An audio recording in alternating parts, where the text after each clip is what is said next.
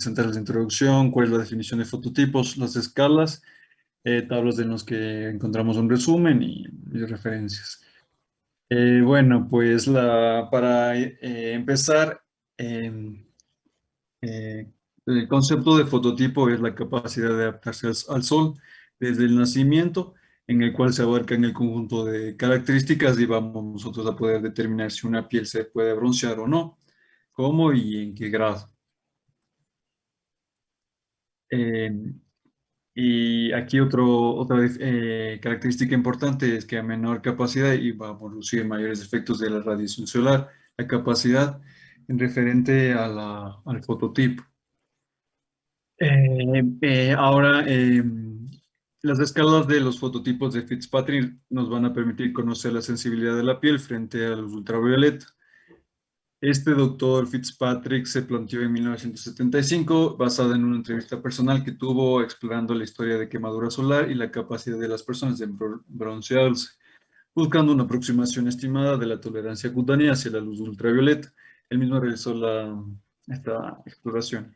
Y pues en la evaluación del fototipo es importante la escala de Fitzpatrick, que no se basa en el color de la piel, sino más bien en la sensibilidad cutánea frente a la luz y la forma de forma de reacción de la piel. Y bien, tenemos nosotros los fototipos de Fitzpatrick. El primero de ellos es que las personas que tienen un color de pelo rubio o pelirrojo poseen los ojos claros, ya sean estos verdes o azules, y una piel muy pálida o blanca, como se ve en la fotografía. Suelen quemarse con mucha facilidad durante su exposición al sol y por ello son los que más cuidados precisan tomar y quienes deben usar los bloqueadores solares con la protección máxima. Eh, Según un factor de FPS podría ser el 100. El segundo fototipo es el de personas que tienen la piel clara, son con las de Félix que nosotros conocemos, los ojos azules o castaños y el pelo rubio o pelirrojo. Bueno, ellas también suelen quemarse con facilidad, pero pueden llegar a broncearse lentamente.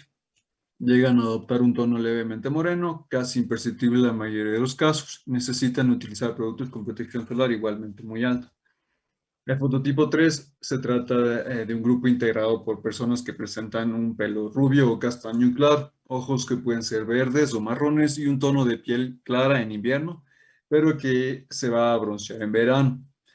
Y a veces, si no se toman las precauciones o se toma el sol por un tiempo prolongado, van a quemarse, pero en la mayoría de los casos suelen ponerse morenos con las exposiciones al sol. Por este motivo deben utilizar igualmente una protección solar. El fototipo 4 se trata de personas con el pelo castaño oscuro, los ojos marrones y la piel de por sí que es morenita. No suelen tener problemas para broncearse si su piel adopta una tonalidad dorada con facilidad. Solo se queman si están mucho tiempo tomando el sol. Pero eso no significa que no tengan que usar una protección solar. De esta manera van a utilizar una protección normal. El quinto fototipo son las personas que tienen la piel oscura, al igual que los ojos y el pelo de color negro. Este tipo de personas se van a broncear con mucha facilidad. No es necesario que se expongan mucho al sol para estar en esta condición de su piel morena. Es muy raro que se quemen y esto solo ocurre cuando están expuestos a las radiaciones solares de una manera muy excesiva.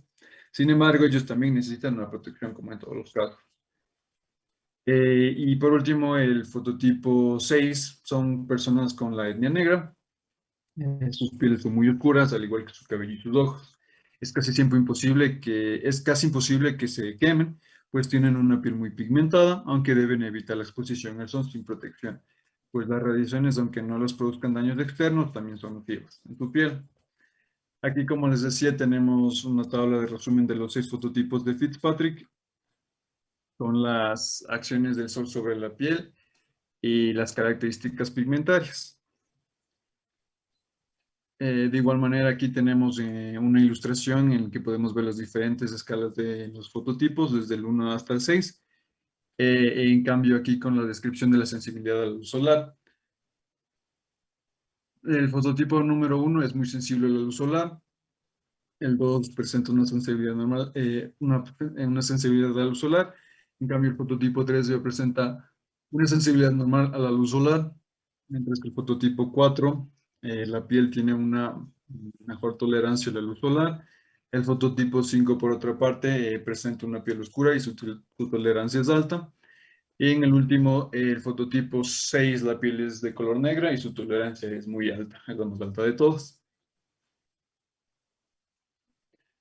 Eh, bueno, aquí en otra tabla nosotros presentamos las características fenotípicas de las personas, como la piel, los ojos, el pelo, cuándo se van a poder broncear según las escalas de los fototipos, eh, al igual que la condición de las quemaduras y el nivel de la protección, el nivel de protección solar que va desde la máxima en fototipo número 1 y por la condición de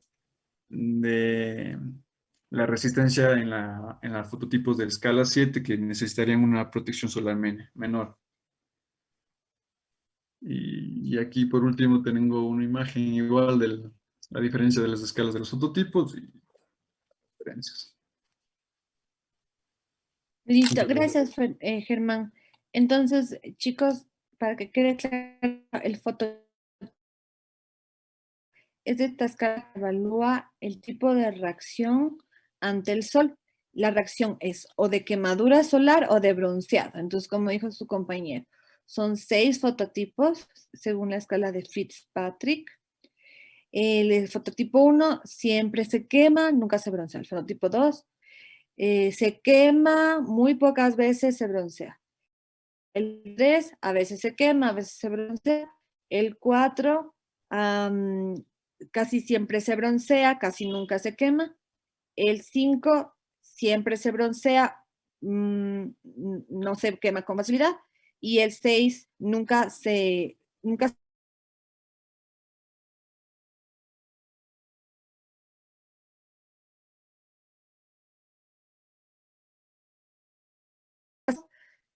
sabemos que la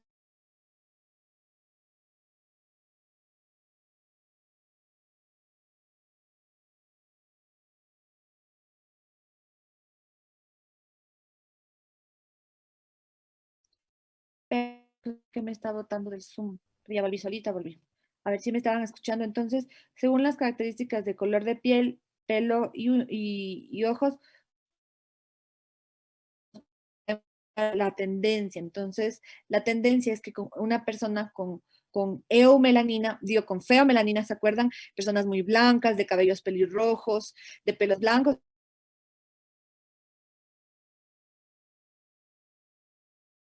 Persona, por ejemplo, un fototipo 6 que estamos hablando.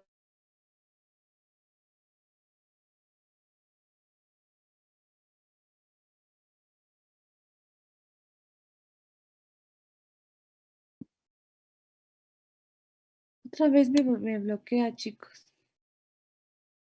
Cuando me voy de ustedes o sigo y yo pienso que se me desconecta. No, No, Doc, Doc, sí le está no, se le sacando de escucha la muy clase. entrecortado. ¿Ahorita se está escuchando entrecortado? No, Ahora hay ratos, mejor. justo antes de que le saque de la clase se empieza a entrecortar, o sea que sí se le está saliendo de la clase.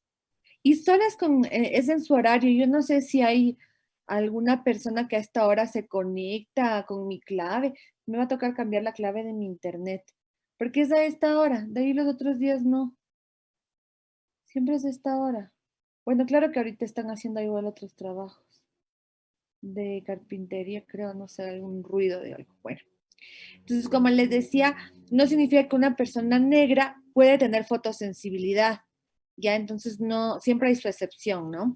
Pero lo importante es evaluar la respuesta al sol o de bronceado o de quemado, según los fototipos, y nos podemos guiar con estos como cuestionarios según nuestras características de pigmentación. ¿Listo? Y no hay que confundir fototipos con etnias, ¿no? Etnias es nuestra identidad, cómo nosotros nos identificamos según el conocimiento de nuestros antecedentes genéticos. Listo, chicos. Catherine, perfecto. Sigue nomás con tu exposición. Ya, yo les voy a hablar de la fisiopatología de la quemadura solar. Ya. Esta es una reacción aguda provocada por la luz solar en la piel normal. Se denomina también como dermatitis solaris o dermatitis solar, que se produce por los rayos UV. La lesión se encuentra en los queratinocitos. Como vamos a ver, tenemos los tipos de piel que ya expusieron y cómo se va a quemar. La intensidad de la quemadura depende de la quemadura de la intensidad de la luz solar o de la fuente de luz artificial, de la duración de la exposición, del grosor de la capa córnea de la piel y del grado de pigmentación del área expuesta. También vamos a tener que la quemadura solar plenamente establecida corresponde a múltiples dosis corresponde a múltiples dosis mínimas de eritema. En el eritema cutáneo visible se produce por dilatación vascular en el tejido conectivo subepidérmico.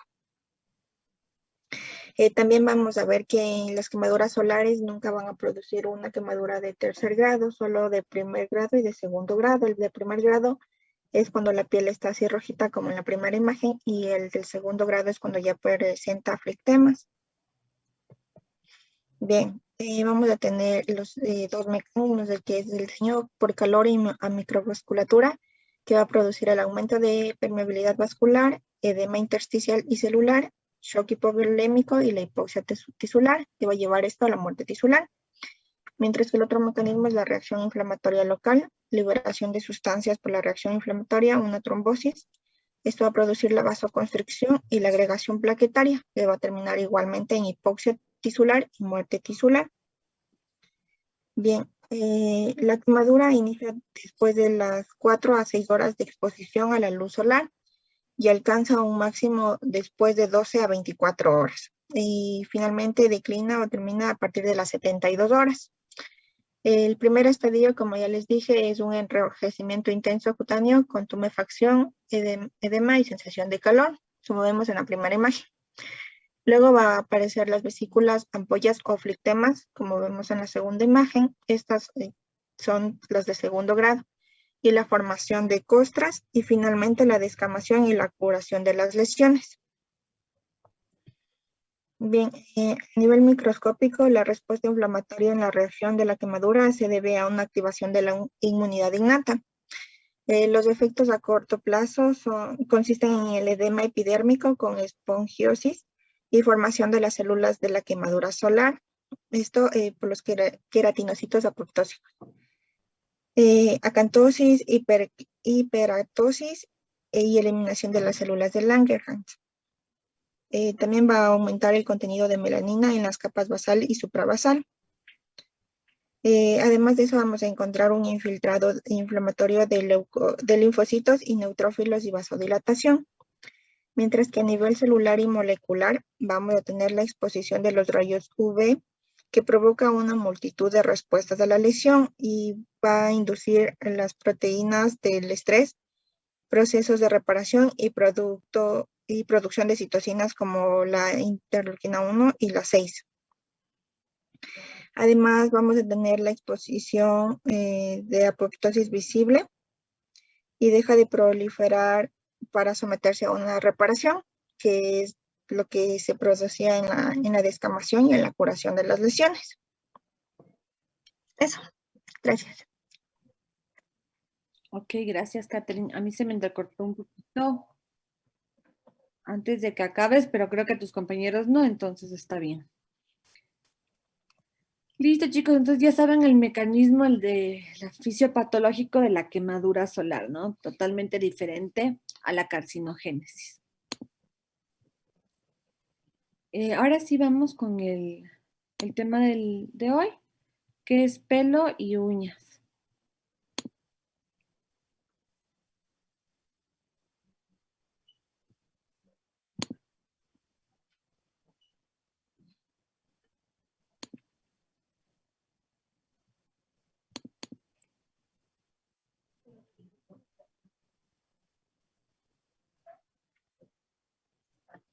Esperen un segundo.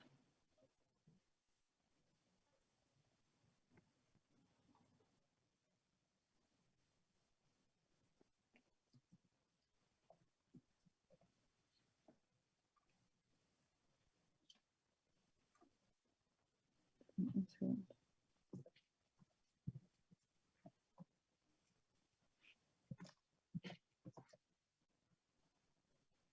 A ver.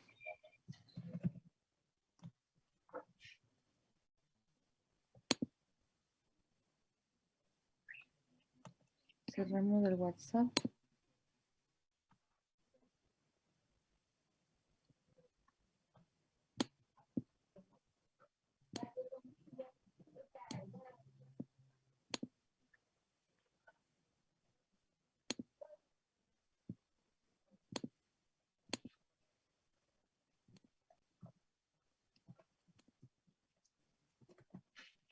A ver, chicos, entonces primero vamos a hablar sobre el pelo.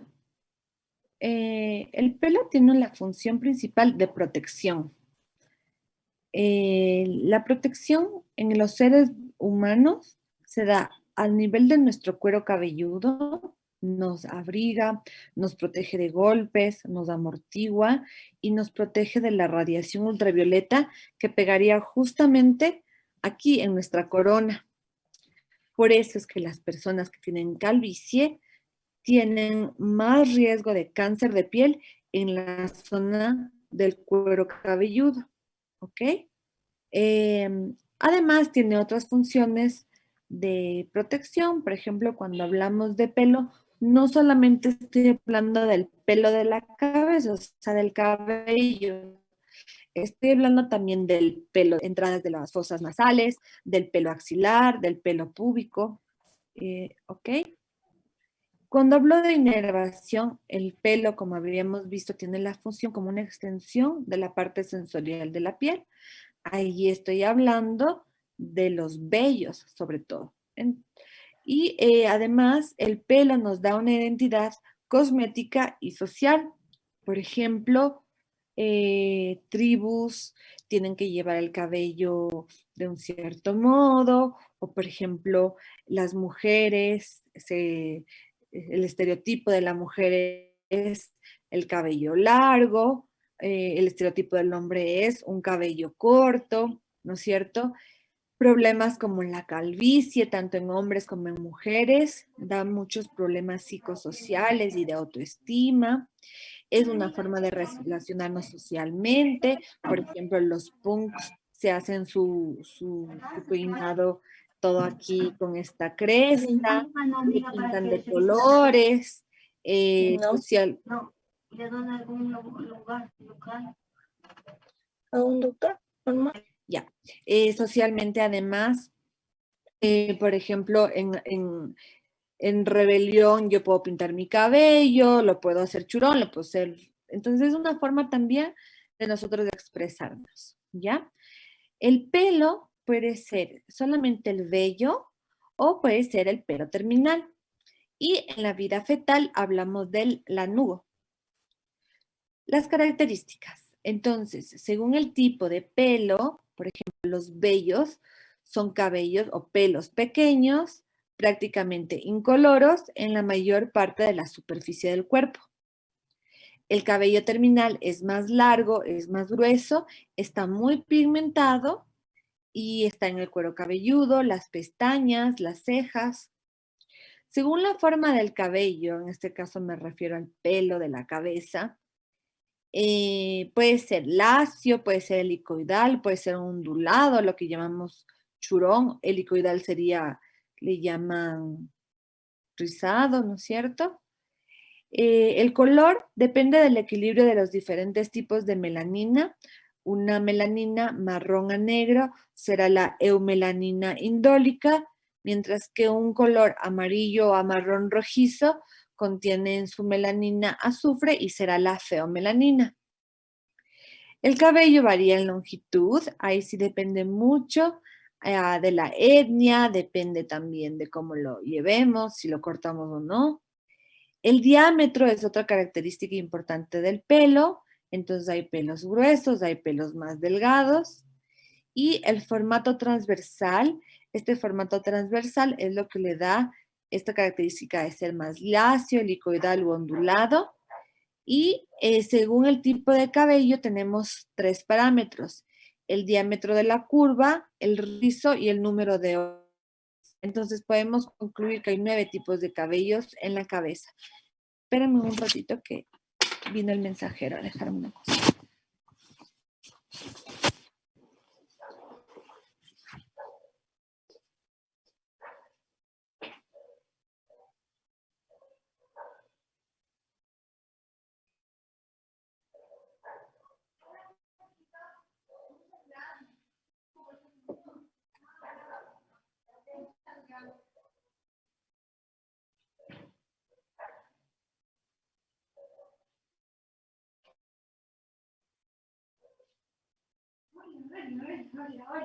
Mufa, mufa, mufa, mufa.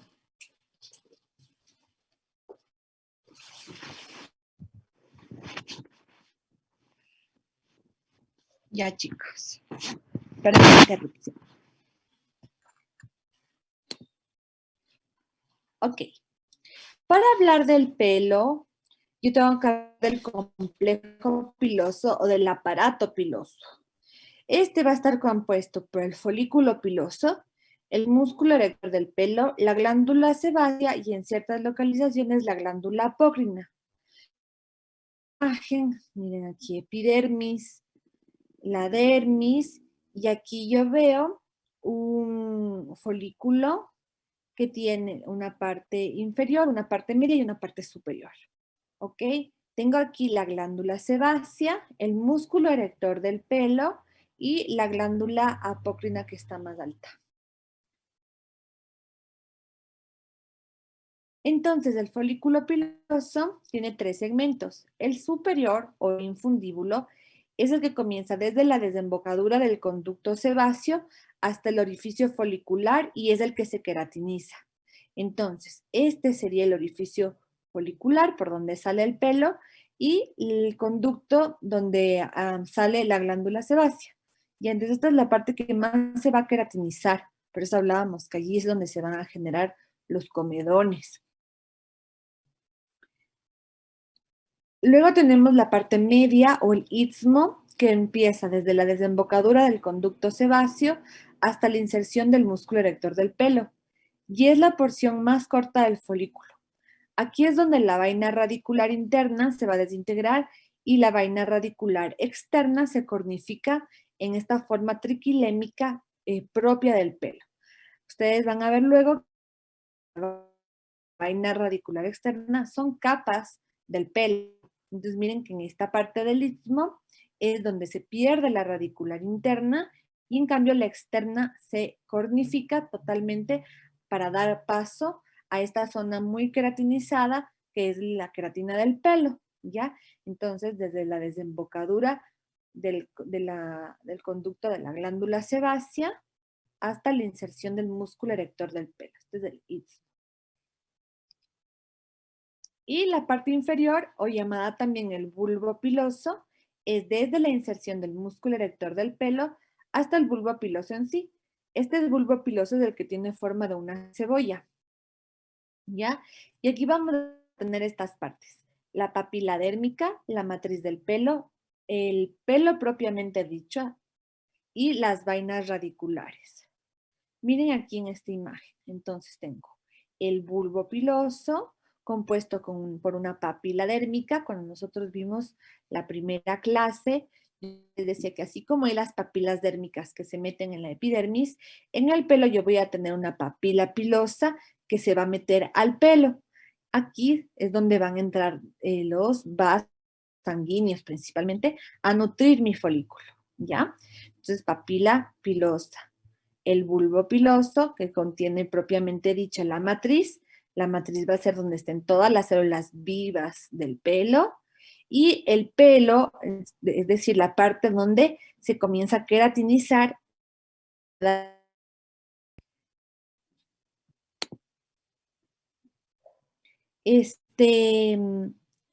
¿Entienden por qué entonces si es que yo compro un shampoo con vitamina, ¿ustedes creen que sirve para el pelo o no sirve para nada?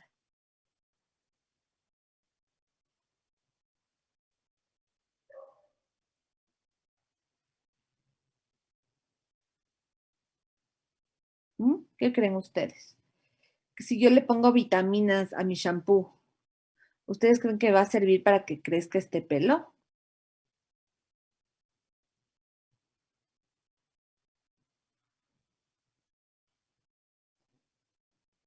Pues sí.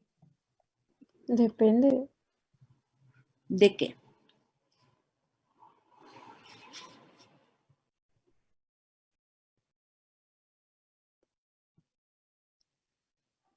Depende mucho de la tecnología de ese shampoo. ¿Ya? Ahí vendría el depende. Si ese shampoo tiene, por ejemplo, nanotecnología que permite que pasen las sustancias desde acá arriba hasta acá abajo, probablemente sí. Ahora, el problema es que el shampoo no es una sustancia que nosotros dejamos actuar. Nosotros nos echamos de ese rato, le hacemos espuma y le lavamos, ¿no es cierto? Entonces, por eso es que la mayoría de medicaciones para el cabello, para el crecimiento del pelo, no sirven el shampoo. Primero, porque no es un producto leave on, ¿no es cierto? Es un producto wash out. Es decir, que lo pones y ya lo lavas, no lo dejas permanecer. El shampoo sirve por eso para limpieza del cuero cabelludo, de la hebra capilar, pero de ahí no pasa, ¿ok? Del cuero cabelludo no pasa. Si es que yo uso una loción con vitaminas, eso tiene un poco más de sentido y obviamente dependerá de la tecnología del producto para saber si es que esa vitamina o ese medicamento penetra hasta la matriz folicular, ¿ya? En la matriz folicular es donde se están multiplicando el pelo. Ok. Papila dérmica, les había dicho, así como hay una papila dérmica que penetra la epidermis, hay una papila pilosa que penetra el bulbo piloso. Esta papila va a ser la responsable del crecimiento del pelo, cálidos, sobre todo ácidos, y en la cúspide de la papila dérmica es donde van a estar los melanocitos. ¿Por qué deberían estar aquí los melanocitos en esta cúspide? ¿De qué van a servir los?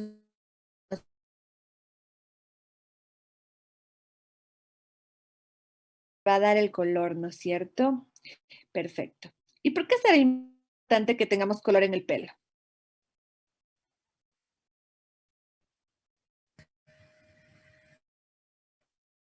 Pero tal vez puede protegerle del sol o también por la identidad. Perfecto. Entonces, por un motivo de protección solar, ya que la melanina es un excelente cromóforo de protección, ya, por eso es que no necesitamos de echarnos protector solar en el pelo.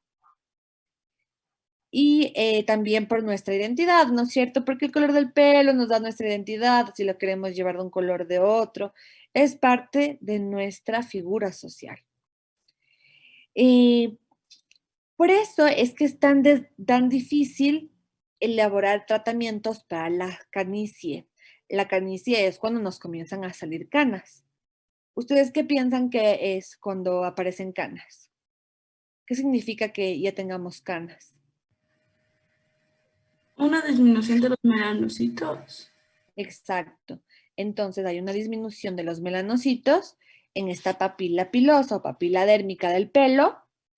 Entonces no van a pigmentar a las células de la matriz y por lo tanto me van a salir canas. El proceso de canicie es parte de la senectud o de la senilidad de las células. Entonces se agotan, mis melanocitos secretores se hacen continentes y luego ya se mueren y yo tengo canas. Por eso no hemos aún descubierto el tratamiento para la canicie o la pastilla para quitarnos las canas, ¿no es cierto? Porque estaríamos hablando de fuentes de juventud y de fuentes de regeneración de melanocitos en una parte del cuerpo. ¿Listo? Entonces, por eso es que no hay tratamiento para la cana. No hay dieta para las canas. ¿Listo? Que sí puede ser que por enfermedades yo desarrolle un parche de canas, sí, por ejemplo, cualquier enfermedad que mate mis melanocitos. O por ejemplo, que sí tiene que ver a veces que le salen muchas canas a uno cuando está muy estresado.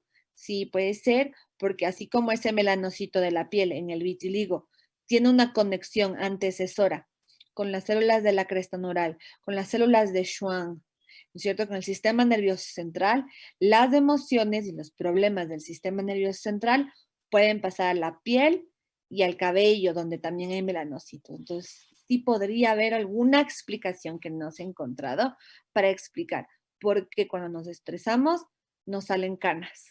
Ahora, ¿ustedes creen que nos salen canas verdes? No. No, la frase de me vas a sacar canas verdes cuando uno está estresado, realmente no es verdad, a nadie le van a salir canas verdes, pero sí hay una enfermedad en la que se da el pelo verde, que es cuando estamos en contacto con ciertos químicos. Por ejemplo, es un químico que se utiliza para limpiar la piscina. Entonces, cuando ustedes ven el letrero en la piscina que dicen no entrar porque acabaron de poner los químicos, si es que ustedes no hacen caso y se meten a la piscina, les va a producir un pelo verde. Este pelo verde no se va a ver en las personas que tenemos el pelo oscuro como el mío, sino se va a ver en personas con el pelo más claro, porque por transparencia este metal que se absorbe en la corteza del pelo y en la piel va a transfundir hacia el pelo y sí se puede ver un pelo verde. Son sustancias ricas en cobre, por ejemplo, o en azufre, ¿ya? Y son químicos que generalmente están en las piscinas, ¿ya? Entonces, solo ahí podríamos tener pelo verde. Ah, o cuando nos ponen mal un tinte. Cuando te ponen mal un tinte de pelo, también te pueden quedar dejar el pelo verde por los pigmentos dañados del producto que usaron. Ahora vamos con otra Que entonces cuando se te empieza a caer mucho el cabello, ¿ahí qué se tendría que hacer? Por ejemplo, más de lo normal, porque a veces se te cae mucho. Ya, cuando hablamos de caída de pelo, tenemos que investigar causas transitorias o causas crónicas, ¿ya? La mayoría son causas transitorias. Ya vamos a ver más adelante. Y también tenemos que ver si es que es un proceso inflamatorio o es un proceso cicatricial. Si es un proceso inflamatorio, mejoramos ese proceso inflamatorio, puede ser lupus, puede ser alopecia areata, que la mayoría son enfermedades autoinmunes en el que el mismo cuerpo le ataca al folículo piloso, o puede ser cicatricial, en el caso que se destruye totalmente el folículo y nos deja una zona sin folículos. El otro tipo es una alopecia androgenética, que esa sí es hereditaria, en la que se va debilitando el pelo. Entonces ya vamos a ver más adelante ejemplos de enfermedades, ¿ok? Bueno, para entender justamente esto de las enfermedades y de la caída del pelo, vamos a hablar de la matriz capilar. La matriz capilar da origen al pelo propiamente dicho y a la vaina radicular interna. Las células que forman la matriz son de citoplasma muy basófilo y entre ellas están distribuidas los melanocitos, que son los encargados de dar color al pelo. La matriz capilar, las células de la matriz capilar tienen un ciclo de 39 horas. Eso hace que éstas sean tan sensibles a noxas. ¿Qué son noxas? Cualquier daño a la que nosotros estemos expuestos. Por eso es que, por ejemplo, en estudios forenses, por ejemplo, yo sospecho que mi esposo me está envenenando en la comida. Entonces yo cojo mi pelo y mando a investigar al forense. Y ahí él puede ver si es que hay procesos de envenenamiento hasta con 39 horas de exactitud. O sea, él dice, ok, hace 2 días ella consumió veneno, ¿ok? Por eso es que a veces investigan en el pelo envenenamientos o intoxicaciones por metales, porque son muy sensibles estas células. Y por eso también les hace ser sensibles a nuestras hormonas, a nuestra temperatura, a enfermedades inflamatorias, a cambios en nuestra dieta, ¿ya? Y eso explicaría un poco también la pregunta de su compañera de por qué se cae el pelo. Estamos hablando que en esta parte de la matriz, en la parte superior, va a haber una zona que es la zona queratógena, que es donde la raíz se transforma en un tallo. ¿En qué tallo? En el tallo piloso. Entonces, estas células de la matriz se hacen duras, se queratinizan totalmente con tricohialina y esta se le llama la franja de Adamson. Esta franja de Adamson es importante en enfermedades como, por ejemplo, la tinea capitis, que es cuando nos caen hongos en el pelo y se nos cae. Entonces, ahí está una causa inflamatoria transitoria de caída de pelo, una tiña, una infección por un hongo, ¿ya? Entonces, esta tiña, este hongo, va a entrar por la franja de Adamson. ¿Por qué? Porque es un hongo que come queratina. Entonces, este hongo se va a comenzar a comer el pelo a partir de que el pelo ya tiene queratina, ya de esta transformación en tallo piloso. Y también hay otra línea crítica, que es la línea crítica de Eiber, que es donde la matriz tiene su mayor diámetro. Comienza justo arriba de la matriz, en la región supramatricial, y va hasta la franja de Adamson. Y se cree que esta línea crítica de Eiber es donde más vamos a tener multiplicación de estas células y más vamos a tener la capacidad de que crezca nuestro pelo. Cualquier cosa que dañe esta línea crítica de Eiber podría causarnos también una calvicie. Ahora, hablando ya del pelo en sí o del tallo piloso, estamos hablando de una estructura tubular que tiene una médula, tiene una corteza y tiene una cutícula, ¿ya? Son las tres partes del tallo piloso. Médula, la parte del centro, corteza, la que le rodea, y cutícula, la parte bonita que se nos ve así brillosita, lisita, suavecita, ¿ya? La médula capilar es la que sufre queratinización gradual por pérdida de núcleos de las células y de esta manera se produce la queratina dura. La queratina blanda es propia de pelos como el vello y como el anujo, ¿ya? La corteza es la zona más gruesa del tallo piloso y además la corteza tiene sobre todo queratina dura. Y luego viene la cutícula que está situada por fuera de la corteza. Ahora, en la parte de abajo, de antes del pelo, ahí es donde tenemos las vainas radiculares. De las vainas radiculares nosotros tenemos la vaina interna y la vaina externa. De la vaina interna es donde la cutícula se funda al pelo, son células aplanadas fusiformes, cornificadas, parcialmente superpuestas en forma de tejado. Luego vamos a ver unas fotos para que comprendan mejor.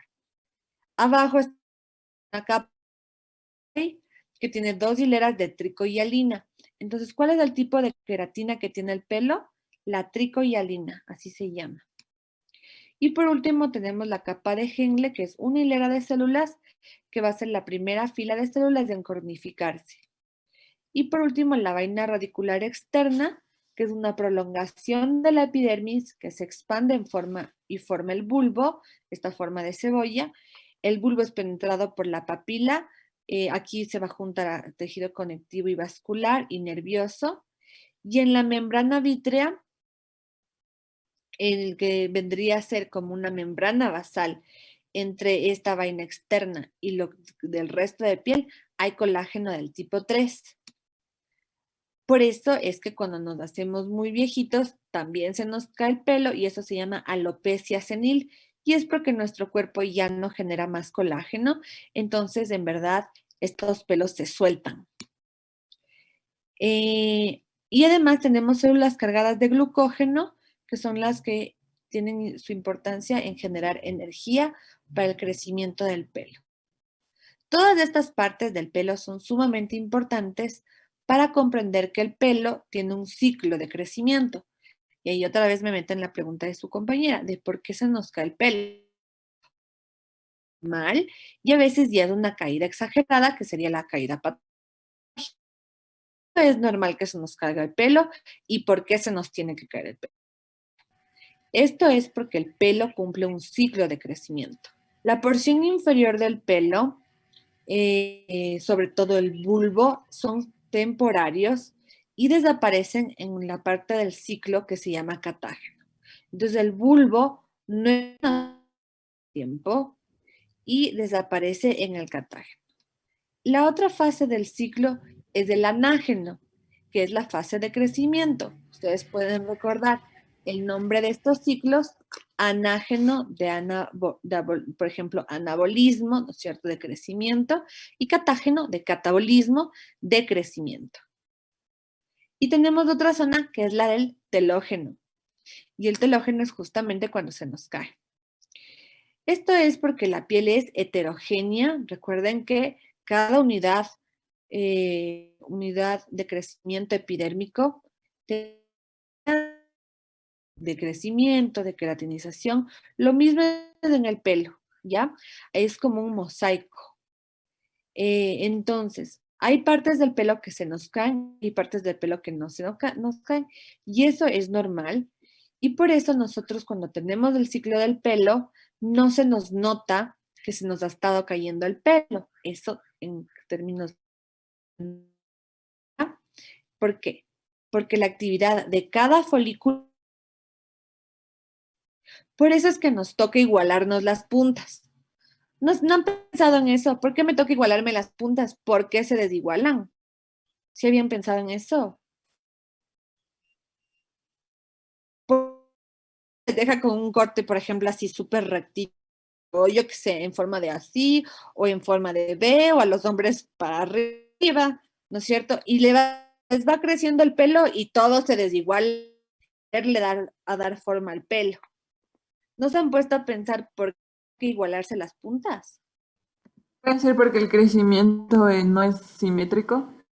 Exacto, no es sincrónico, es asincrónico, porque la actividad de cada folículo es individual, ¿ya? Este ciclo de cada pelo está cíclicamente programada.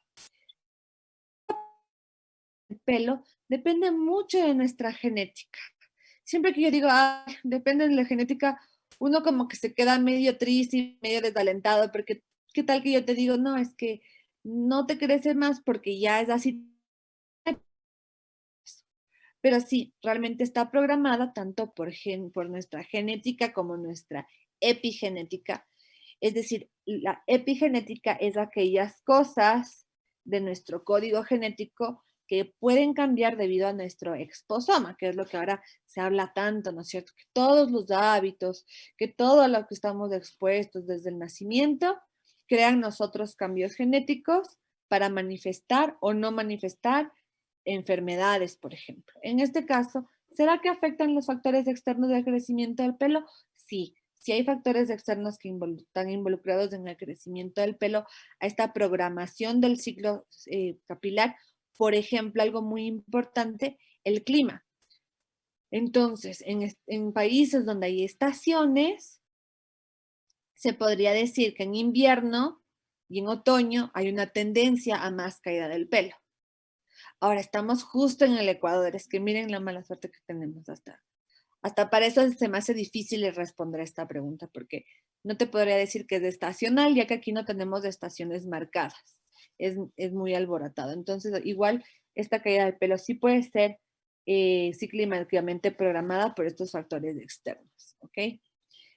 Entonces, recuerden, hay 3 fases de tipos de crecimiento en el ciclo del pelo. La fase de mayor crecimiento, que es el anágeno, la fase de involución, que es el catágeno, y una fase de reposo, que es el telógeno. Miren aquí en esta imagen. Entonces, aquí está el pelo. Tiene un bulbo piloso totalmente formado. En el bulbo piloso yo tengo la papila dérmica, la matriz, la franja de Ayer, tengo la franja de Adamson, ¿no es cierto? Tengo las células de matriz que se están multiplicando y que se están pigmentando gracias a los melanocitos de mi pelo. Entonces aquí es cuando más está creciendo el pelo, ¿ya? ¿Qué porcentaje de pelos entran en anágeno? Entonces estamos hablando que el 60% de nuestros pelos están en anágeno, ¿ya? El 10% de nuestros pelos están en catágeno. Y eso significa que menos del 40% de nuestros pelos están en telógeno. Por eso yo les decía, es individual, es asincrónico. Miren cómo en la fase catágena, que es la fase de involución, el pelo deja de crecer. entonces ya el bulbo se atrofia o desaparece, se involuciona el bulbo y se queda solamente la parte del tallo que ya está queratinizada. Y finalmente, en la fase de telógeno, este pelito, esta parte ya del tallo piloso, comienza a desplazarse hacia arriba, ¿sí? Para dar entrada a un nuevo pelo. Entonces, esta parte de aquí, de abajo del músculo erector del pelo, yo siempre les hablaba del bulge, que el bulge o el bulge tienen una zona de células madre foliculares. Miren cómo a partir de esta célula, de esta parte de células madre, vuelve a generarse un bulbo y un nuevo pelito, ¿ya? Entonces, en la fase expulsiva del telógeno, ¿qué pasa? Hay un nuevo pelito que le está empujando a mi pelo que ya está en reposo, está en telógeno, ya no crece, ya no involuciona, simplemente se suelta, ¿ya? Entonces, comienza a botarle este nuevo pelo al pelo viejo. Por eso es que es normal que se nos caigan los pelos. Estamos hablando del menos del 40% del pelo. Podemos decir de 60 a 150 pelos al día es lo normal que se nos caiga. En promedio decimos 100, entonces a veces el paciente dice, doctora, es que sí, se me cae el pelo, se me está cayendo mucho el pelo. Entonces, ¿le puedo mandar a mi paciente que me traiga los pelos? Sí, le puedo mandar a que me traiga los pelos que se le han caído en una funda, recogiendo todos los pelos que se le han caído en 24 horas. ¿Cómo logro eso? Le tengo que decir al paciente. Pase en su casa, pase en pocos lugares de su casa. Previamente la casa debe estar limpia, sin pelos suyos, ni del vecino, ni del animal, ni del marido, solo pelos suyos. Entonces, limpiecita la casa y usted ahí pasa en la casa. Y va a recoger los pelos que salgan en su cepillo, en la ducha, en la almohada, en el piso. Y me traen una funda y yo podría ponerme a contar. Entonces, en promedio yo puedo usar el valor de 100, de 60 a 100 pelos, es normal. Menos de 60, mejor, que en buena hora no se cae.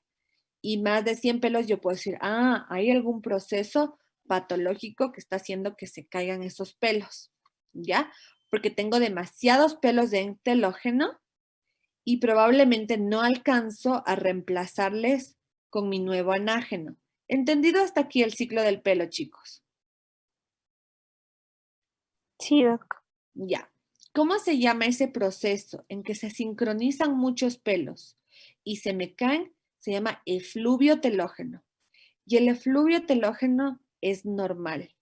Es normal después de ciertas enfermedades, después del parto, cuando cambió la dieta, cuando me hicieron la cirugía, cuando me jalé el semestre, ¿ya? Entonces yo tengo que preguntarle a mi paciente, a ver, la caída del pelo. ¿Cuánto tiempo va con caída del pelo? Doctora, hace 2, 3 meses que se me comenzó a caer.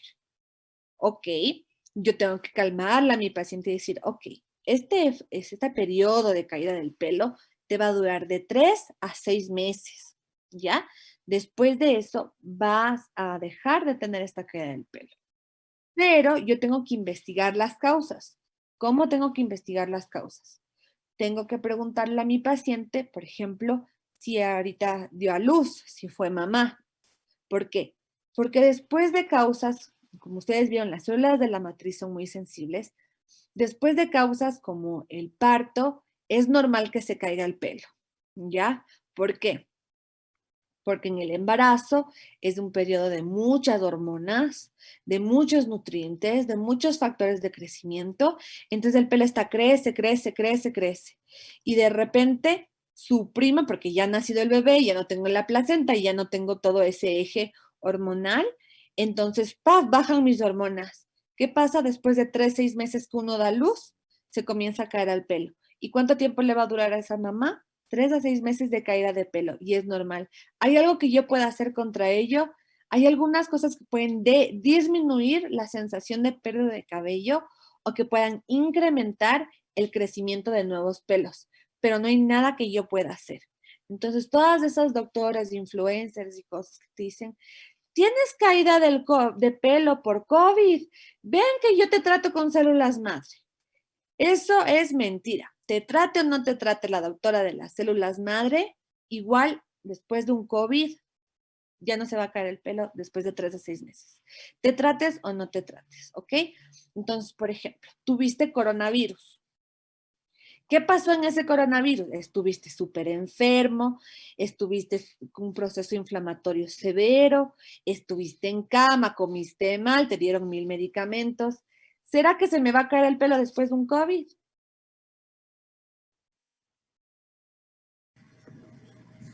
Sí, Sí, no, es obvio, se va a caer porque estoy hablando de una noxa, sea COVID, sea Yersinia, sea la diarrea por cólera, sea que tuviste salmonelosis, sea que tuviste varicela, después de un proceso inflamatorio diseminado, generalizado, vas a tener caída de cabello y eso se llama efluvio telógeno agudo. Se murió mi abuelito. Me pegué la deprimida de la vida, pasé llorando, no quise comer, no quise ver el sol, me sentí muy, muy mal. ¿Es normal que se caiga el pelo? Sí, es normal, ¿ok? Es un efluvio telógeno agudo. Lo que no va a ser normal es que le dure a la persona más de 6 meses. ¿Y cómo nos damos cuenta los médicos que es un efluvio y que la persona va a estar bien? Porque vemos en el tiempo, entonces le seguimos y vemos que le han salido pelos nuevos. Bueno, este es mi cerquillo que me corté mal. Pero si ustedes toman atención, por ejemplo, yo pasé por un proceso de caída de pelo y miren todos estos pelitos nuevos que me están saliendo. Ya, entonces, ya pasé mi efluvio, se me cayó un montón de pelos. Miren, tengo un montón de pelitos nuevos, ya que se llaman los baby hairs, por ejemplo. Y ¿qué me tomé? No me tomé absolutamente nada. Puedes mandar a tu paciente a tomar algo porque está súper afligida y a nadie le gusta verse caer el pelo. Sí, le puedes mandar a tomar ciertos medicamentos, puedes mandar unos tónicos. ¿Para qué? Para que estos nuevos pelitos crezcan más rápido y crezcan más fuertes y más gruesos. Entonces se noten más, se ve la cabeza otra vez con pelo, ¿ya? Entonces, después de un telógeno, fase expulsiva, viene un nuevo anágeno. Miren, aquí está anágeno y le va empujando y le va empujando. Entonces, yo ya sé que esa persona no se va a quedar calva porque simplemente después de esa caída de pelo viene un pelito nuevo. ¿Qué pasa en las enfermedades que te dejan calvo? En las alopecias. Entonces, la palabra para calvicie, la palabra médica es alopecia. Por ejemplo, en una alopecia areata, yo tengo aquí un montón de células inflamatorias que matan el bulbo. Si matan el bulbo, este pelo va a dejar de crecer, luego se va a caer, yo le jalo hacia el paciente, le jalo, entonces yo hago una prueba que se llama prueba de tracción. Entonces yo cojo así un mechón de más o menos 5 por 5 centímetros y le jalo. Y si no sale nada, es lo normal. Si salen más de 6 pelos, es una prueba de tracción positiva. Digamos que esta persona está con una enfermedad, con esta alopecia areata. Las células le están matando aquí a la matriz. Yo le jalo, ese pelo se sale facilito, ¿ya? Esa es una alopecia areata y deja así huecos en la cabeza. Y es un proceso autoinmune. Otro tipo de calvicie, por ejemplo, la famosa calvicie masculina o la calvicie androgenética que da a hombres y a mujeres. ¿Qué pasa? Cada vez que se le cae el pelo a esta persona en sus diferentes ciclos, sale un pelo nuevo más chiquitito. Entonces se llama miniaturización del pelo. ¿Han visto que son las personas con alopecia androgenética? No sé si alguien tiene un papito con alopecia androgenética o alguien de aquí sufre de alopecia androgenética. Se les ve el pelo cada vez más delgadito y luego incluso se les ve como vellitos aquí en la cabeza, como que tienen vellos. Entonces, en vez de un pelo terminal, se hace un pelo velloso en el cuero cabelludo, ¿ya? Y eso es dependiente de testosterona. Eso es otra cosa. ¿Ok? Y cualquier enfermedad que me deje una calvicie cicatricial podría ser aquella que de manera permanente dañe a mi folículo en la zona del bulge. El bulge, o sea, del reservorio de células madre. Entonces no se va a volver a formar mi bulbo piloso, ni mi tallo, ni nada, porque yo maté aquí en la zona abajo del istmo. ¿Ok? Los melanocitos en anágeno es cuando más transfieren y sintetizan melanina, ¿ya? En telógeno no hay actividad de la tirosinasa. Entonces, solo para que sepan que siempre cae esa pregunta, creo, en el integral. ¿En qué periodo, o en el tercer parcial, en qué periodo del ciclo del pelo los melanocitos producen melanina? Entonces es la respuesta en el anágeno, ¿ya? Eso también encuentran en el libro de Cordero, pero ya para que sepan la respuesta. ¿Cómo está inervado el pelo? Tiene un disco piloso y son mecanorreceptores de adaptación lenta, que nosotros ya vimos cuando vimos inervación. ¿El pelo tiene una flora bacteriana? Sí. El pelo en su infundíbulo, en la parte superior, sobre todo a nivel de la cara, del cuero cabelludo y la parte superior del tórax, alberga al Streptococcus epidermidis, al Propionibacterium agnes, que ahora se llama Cutibacterium agnes, ciertas levaduras como las de Malassezia furfur y algunos ácaros, como por ejemplo el ácaro de Modex. ¿Alguna pregunta, chicos? No.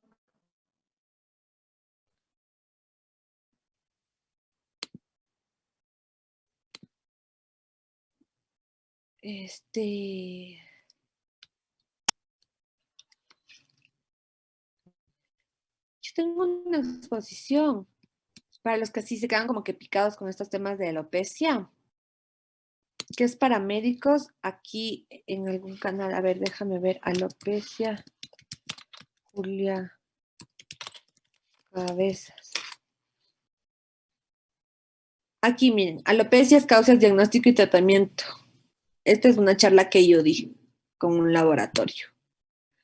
Si es que ustedes quieren revisar como que la parte médica de las alopecias, pueden ver este video. En varias áreas del cuerpo. Acá. Entonces les hablo de cada uno de los tipos de alopecia y con fotos, todo está bien chévere. Y luego aquí al final una señora les habla de la parte social del pelo y de la simbología del pelo, ¿verdad? Es que les gusta un poco de lo que se llama semántica. Entonces ella les habla así como que de eso. ¿Ya? ¿Qué pasa con los pacientes? Ay, qué susto. Les voy a mostrar algunas fotos entonces que quería mostrarles. Tallo piloso. ¿Se acuerdan que yo les dije? Esto también es típica pregunta. Las partes del tallo piloso. Médula, corteza y cutícula. Cuando nosotros usamos tratamientos para el pelo, o por ejemplo la mascarilla capilar de aguacate, ¿ustedes en dónde creen que actúa? ¿En el tallo piloso o en la raíz del pelo? En el tallo, perfecto, en el tallo. Y cuando yo hablo del tallo, estoy hablando de médula, córtex y cutícula. ¿En qué parte de estas ustedes creen que ayuda a estas mascarillas faciales, capilares o tratamientos? ¿En la cutícula? Exacto, en la cutícula, que va a tener esta forma como de tejas. Si ven, tiene una forma de tejas esto en el esquema. Ya vamos a ver una foto en el microscopio. ¿Ya? Entonces, todo lo que les recomiende su peluquero para el crecimiento del pelo, no le crean, no sabe, no estudió, ¿ya? No se compren, no gasten plata, ¿ok? Pero todo lo que les recete su peluquero, su mami, su abuelita, la vecina, para mejorar el brillo del pelo, créanle, eso es para la cutícula. Entonces, yo puedo utilizar hidratantes, alisantes, protectores, todos estos cosméticos de libre venta que no les va a hacer daño usar, que lo que van a ayudar es cosméticamente a cómo se ve el pelo. Entonces, si su pelo está súper seco y ustedes no se quieren cortar el pelo, lo que van a hacer es utilizar cualquiera de estos productos que ayudan a la cutícula, ¿ya? Entonces ahí les venden la mascarilla con, por ejemplo, a mí me gustan mucho los aceites. El aceite de coco, que es el único que tiene evidencia científica en artículos médicos, ¿ya? Como hidratante de la cutícula. Ningún producto que ustedes se pongan en el pelo va a entrar a la médula, entonces nutre tu pelo. no es que le doy de comer al pelo y penetra aquí la melanina, no sé, la vitamina y entra. Porque yo realmente ya en la médula, a pesar de ser una queratina blanda, yo estoy hablando de una queratina que no tiene células vivas. El pelo no tiene células vivas. Por eso cuando se cortan el pelo, no les duele, ¿no es cierto? ¿O sí les duele? No. No, No, ¿no es cierto? Si no estaríamos hablando de una mutilación si tuviéramos células. Y estamos hablando de queratina. Entonces, la queratina es una proteína. Entonces, yo lo que le hago a mi pelo, entonces le plancho, le seco, le pinto, le hago ¿qué le hago? El alisado permanente. ¿Qué estoy dañando? Estoy dañando el tallo capilar. Lo que más estoy dañando es la cutícula, ¿ya? Si se daña la cutícula, finalmente voy a penetrar a córtex y aquí mi pelo ya se va a fracturar, porque la médula es blanda, la médula no aguanta nada, ¿ya? Entonces daño la cutícula, llego al córtex, ¿qué produzco? Fractura del pelo. Entonces cuando el pelo se les hace horquillas, se les hace horquilla al pelo. ¿Sí han visto las horquillas, chicos? Sí, doc. Ya, las Sí, horquillas. doc. ¿Ustedes creen que vale la pena nutrirle, usar vitaminas, poner anticonceptivos en el shampoo para las horquillas? No. No. El único tratamiento para las horquillas es permanente, ¿no? Sería cortar el pelo. Porque ya estoy hablando que le rompí a mi cutícula, se me fracturó el pelo, estoy hablando del córtex y finalmente va a llegar a médula y ese rato ya se te parte el pelo. Entonces el único tratamiento para las horquillas es cortar el pelo. Ok, digamos que ya justo estaba larguísimo, le quería y tengo el matrimonio y no me quiero cortar. ¿Qué te pones para que no se vea horquillado? Te pones allí cualquier cosmético capilar. Ese cosmético capilar le maquilla, le disfraza el pelo. El rato que te lavas, otra vez está horquillado. ¿Ok? Entonces hay cosméticos para las horquillas, para maquillar o disimular las horquillas, pero no te curan las horquillas porque ya estamos hablando de queratina muerta. No puedo regenerar algo que está muerto. ¿Listo? Ahora el tallo piloso en el microscopio. Doc, Dígame. y lo que acaban de decir de que cuando tienen el cabello muy finito se les horquilla más. Sí, el cabello que es más delgado, por lo tanto, tiene una cutícula más delgada y un córtex más delgado, es más propenso a tener daños químicos o daños térmicos. Por ejemplo, las personas que tienen el pelo churón, los churos, por ejemplo, el pelo afro, ¿no es cierto? En las personas negras, en las personas mulatas. Este pelo es muy delgado y muy frágil, ¿ya? El pelo lacio es más grueso, el pelo crespo, el pelo churón es más delgado. Y eso significa que ante la secadora, la plancha, el alisado, el tinte, se va a partir más rápido esa cutícula y ese córtex. Vamos a fracturar el pelo, ¿ya? Miren cómo sería una foto en microscopía electrónica. A mí siempre me gusta mostrar fotos en microscopía electrónica, porque realmente de allí salen los esquemas, no es que alguien se inventó. Entonces, miren cómo parecen tejas, ¿ya? Estas son las células muertas, queratinizadas, con tricoiolina que están formando el pelo, la cutícula del pelo. Y adentro yo tendré pues mi queratina blanda. Miren, esto es una horquilla. ¿Ya ven? Entonces se cortó, se fue la cutícula, se corta el córtex, la médula es muy blanda y aquí ya se rompe el pelo. ¿Tiene un nombre la horquilla, un nombre médico? Sí, se llama tricolepsis y también le pueden llamar orzuela en español de España a la fractura capilar o a las horquillas. Esto sería un pelo visto en el microscopio que por transparencia le vemos a la médula mucho más pigmentada. Este de aquí es un pelo cuando se nos sale y vemos de esta forma como un clavito, es un pelo telógeno. Ya es un pelo normal, el que se sale así, mientras que cuando nos sale como una puntita, es un pelo que se nos está saliendo en anágeno. Hay una enfermedad, bueno, hay un proceso de alopecia que se llama efluvio anágeno. Entonces, yo les hablé la mayoría de causas comunes de caída es efluvio telógeno. Así, efluvio telógeno. ¿Ya? Entonces los que les quieren engañar dicen, efluvio telógeno por COVID, entonces ponte tus células madre, yo te curo. Ay, son mentiras, ¿ok? Pero la gente que les quiere informar van a ver muchos canales en Instagram, que les hablen del efluvio telógeno porque lo que se quiere es tranquilizar al paciente. Ahora, no significa que uno, ay, se me está cayendo el pelo. Ni modo, debe ser un efluvio telógeno y no me voy a hacer. Dime. Entonces, estas vitaminas del osito que son tan populares en Instagram para el crecimiento del pelo, ¿es mentira? Sí, es mentira. Yo les hablaba del efluvio telógeno agudo y del efluvio telógeno crónico.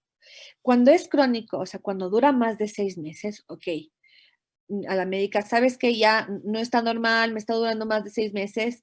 ¿Qué es lo que qué hacemos como médicos? Tenemos que investigar causas orgánicas de efluvio telógeno, es decir, diabetes, insuficiencia renal, problemas hepáticos, problemas carenciales, problemas de lupus y problemas hormonales, ¿ok? Tiroides, ovario poliquístico, ¿listo? Entonces, dentro de los problemas carenciales, la falta de biotina es súper rara. Esas gomitas de ositos que sirven para el pelo, te sirven tienen biotina, ¿ya? Entonces la biotina es una de las vitaminas del complejo B. ¿Quiénes tienen carencia de biotina? Son las personas vegetarianas o veganas, porque la biotina se encuentra sobre todo en leche, carne y huevos, ¿ya? ¿Qué otras personas pueden tener carencia de biotina?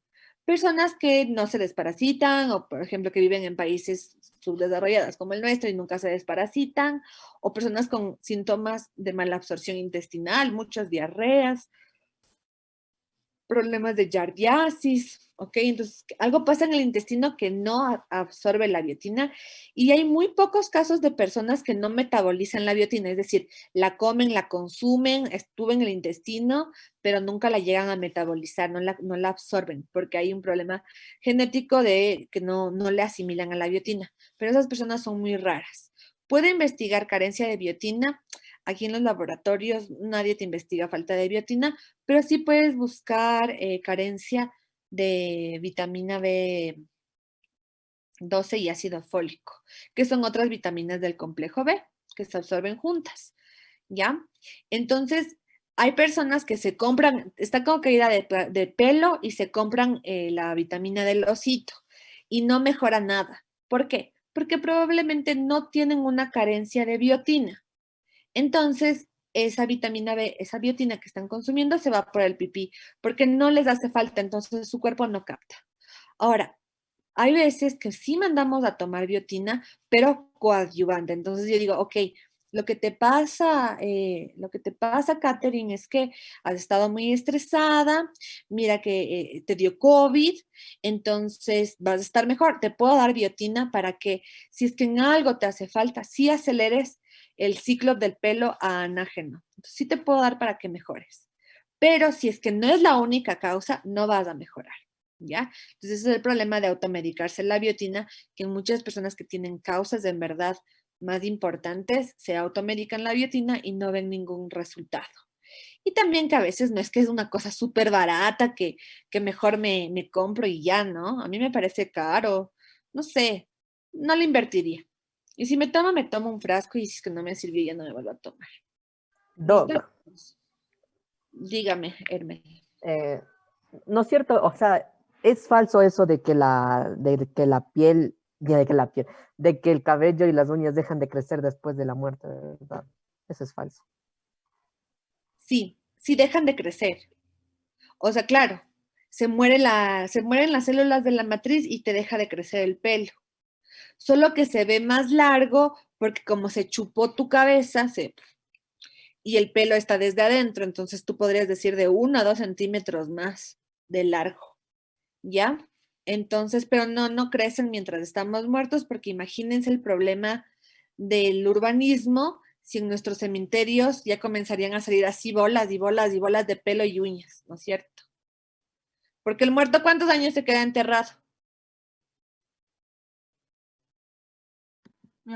Mi bisabuelita ya lleva 15. Ya ves. Entonces, en la tumba de tu bisabuelita estuviera una bola de pelos. Y no es verdad. Si tú abres la tumba de tu bisabuelita, no vas a encontrar una bola de pelos. Se puede encontrar un pelo un poco más crecido por esta reabsorción del tejido blando. Igual pasa con la uña. Y vamos a ver la clase de uña. Ya, y les estaba diciendo, y el efluvio telógeno crónico, tenemos que investigar todas estas causas. Una de las más frecuentes en mujeres es la falta de hierro, a pesar de que no tengan anemia, es la falta de depósito de hierro, de ferritina. Entonces mandamos a hacer ferritina y ha estado baja. Ay, sí, tengo menstruaciones súper intensas, no como carne, etcétera. Entonces el médico te va a mandar a hacer unos exámenes para investigar si hay causas de efluvio telógeno crónico. Y les decía, hay otro efluvio que se llama efluvio anágeno. ¿Han visto que a las personas con cáncer se les cae el pelo en la quimioterapia? Chicos. Sí, no, claro. No es cierto, ahí hasta han visto en la novela Lazos de Familia, si es que alguien vio esa brasilera, que a la man, ay, se le caía el pelo y lloraba, ya. Sí, se cae el pelo y esto se llama efluvio anágeno. Y se les cae porque las células de la matriz en el ciclo anágeno del pelo dejan de formar pelo. O sea, se mueren. Porque ¿qué les dan a los pacientes en la quimioterapia? Les dan medicamentos antineoplásicos que lo que hacen es parar el ciclo celular. ¿Qué células están constantemente en ciclo celular? Las del pelo, algunas de la piel, algunas de las uñas, algunas del uréter, algunos de la uretra, ¿no es cierto? Pero sobre todo las del pelo. Entonces yo les he dejado yo les he matado a las células de la matriz de esa persona durante la quimioterapia, entonces se le va a caer el pelo. ¿Deja la quimioterapia y vuelve a crecer el pelo? Sí. Después de la quimioterapia vuelve a crecer el pelo porque yo solamente bloqueé el ciclo celular, pero no causé atrofia o daño del bulge que siempre les hablo, reservorio de células madre del pelo, ¿ok? Entonces sí les vuelve a crecer el pelo. ¿Es un mito que les vuelva a crecer más churón o más lacio o que cambia? No, no es un mito. Si es que cambia la genética de esas células, le puede salir el pelo, antes tenía el pelo negro y luego le sale el pelo rubio, sí, se ha visto casos, o que antes tenía el pelo lacio y el pelo le salió churón después de la quimioterapia. Sí, sí pasa, ¿ok? Porque se alteran las células por los quimioterapéuticos. Al niño, cuando le rapo la cabeza al niño recién nacido, porque ya le vi que iba a salir medio cerdocito. Ya le vi que tenía un pelo lasísimo, paradísimo y negro, y qué bestia, qué feo. Entonces yo cojo y le rapo. ¿Ustedes creen que luego le mejora el pelo o creen que es un mito? Yo creo que es un mito. Es un mito. Ya, probablemente lo que yo rapé es un montón de lanugo, que el lanugo es más parado, pero acuérdense en que es más delgado. Entonces probablemente yo quité ese pelo y después si es que mejora es porque lo que no me estaba gustando a mí era verla a mi bebé con lanugo. Pero de allí, aparte de haber quitado el lanugo, ese pelo siempre va a crecer igual. Por eso nos rapemos y nos rapemos. No nos sale más pelo. Si nos rapamos, no nos sale más grueso el pelo. Y si nos rapamos, no es que nos cambia el pelo. ¿Ok? Porque yo estoy hablando de un corte a nivel del orificio folicular. No estoy hablando de un cambio de las células de la matriz que están allá abajo. ¿Listo? ¿Qué más? Ah, ya. Y les había hablado de la alopecia areata. Doc, entonces, ¿qué hace el minoxidil? Ah, sí, eso también cae en su prueba. Cierto, el minoxidil. A ver. Bueno, eso solo les muestro. Ya, esta es la foto de alopecia areata que les decía que es una enfermedad autoinmune que las células atacan al pelo. Ya tratas del problema y les vuelve a crecer. El minoxidil es un vasodilatador. Entonces, cuando yo uso los productos de minoxidil en el cuero cabelludo, yo lo que estoy haciendo es vasodilatando mi papila pilosa. Es decir, estoy haciendo que lleguen más nutrientes al pelo. Si llegan más nutrientes al pelo, yo puedo estimular a que esa fase de crecimiento anágena sea más duradera y de que esa matriz que está en el bulbo sea más gordita, sea más bien nutrida. ¿Ya?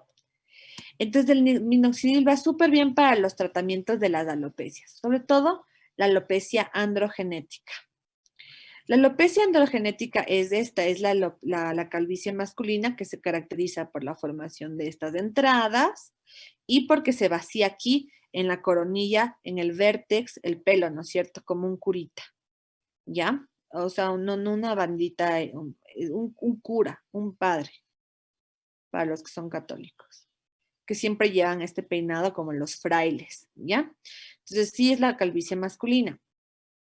Mientras que la calvicie femenina es así, nos partimos en la mitad la línea y esta línea de la mitad se ve más ancha porque hay menos densidad de pelos y los pelos son más delgados, ¿ya? Entonces se ve aquí con este efecto como un árbol de Navidad, como un árbol muerto en el invierno, ¿no es cierto? Un tronco grueso con las ramas, con muchas ramas, ¿ya?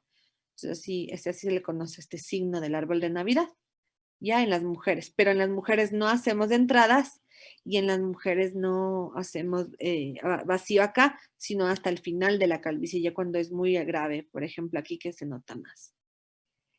El minoxidil entonces vasodilata, es un vasodilatador de la papila dérmica. Y tiene su función en la alopecia androgenética, en la que está metida una hormona que es la dihidrotestosterona. ¿Se acuerdan cuando nosotros estudiamos la glándula sebácea en la anterior clase? Que yo les dije, de los andrógenos, la que más hace generar sebo es la dihidrotestosterona. Sí, doc. Ya. Entonces, los andrógenos, aquí la dihidrotestosterona, así como te hace producir más sebo, también en quien tiene una susceptibilidad para la alopecia androgenética, es decir, es una enfermedad hereditaria, causa calvicie. ¿Por qué? Porque en este pelo yo tengo más receptores de dihidrotestosterona. Entonces, también se cree que el minoxidil puede bloquear estos receptores de dihidrotestosterona a través de la 5-alfa reductasa, ¿ya? Entonces, la 5-alfa reductasa es una enzima que lo que hace es desdoblar a la dihidrotestosterona para que actúe en el pelo. Entonces, si yo le bloqueo a la 5-alfa reductasa, yo estoy bloqueando la dihidrotestosterona de la alopecia androgenética. Por eso es que sirve también en la alopecia androgenética. Aquí está. 5-alfa reductasa, ¿ya? Entonces, el cabello normal en una persona que no tiene alopecia androgenética es así grueso. Tengo dihidrotestosterona circulante tanto en hombres como en mujeres, pero mi pelo ni caso que le hace porque no tiene tanta 5-alfa reductasa y no tiene tampoco los receptores. En cambio, en una persona que tiene susceptibilidad genética para alopecia androgenética, la testosterona se transforma más a dihidrotestosterona gracias a la 5-alfa reductasa. Entonces, actúa la dihidrotestosterona en el pelo miniaturizándole. Miren cómo el tamaño cambia. Entonces, lo que era gordito y largo se hace un pelo finito y corto. De lo que era un pelo terminal, se va haciendo cada vez más chiquito como un vello, se llama cabello miniaturizado. Entonces, esto es lo que pasa en la alopecia androgenética, ¿ya?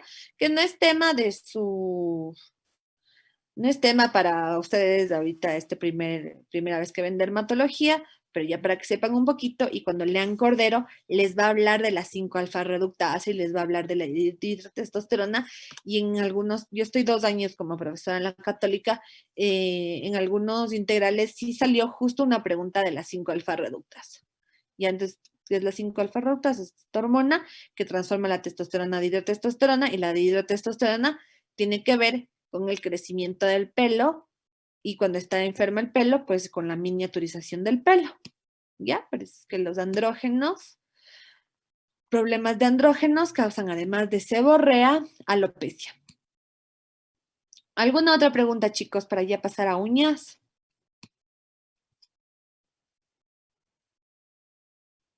Sí, Doc. Y el Pilexil, tiene diferentes presentaciones, pero más saben mandar en cápsulas.